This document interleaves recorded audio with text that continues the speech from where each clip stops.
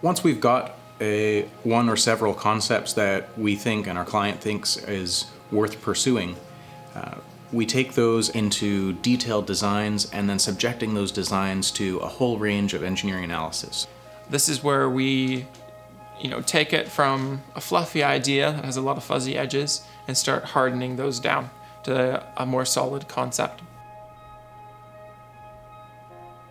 We were developing what was called the integrated current meter system, which is this massive apparatus for measuring the flow through hydroelectric dams. It was particularly challenging because Ontario has dozens of different hydro dams. Each one is unique, designed for its own river and setup. At the same time, it had to be incredibly reliable, so high stakes.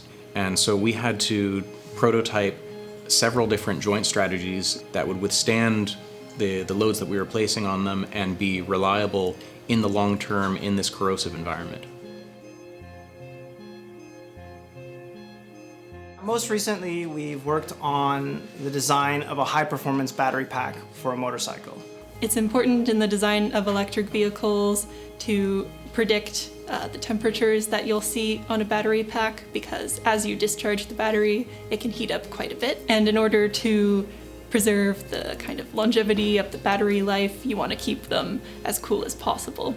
Something that was critical was figuring out what's the best way to cool these cells.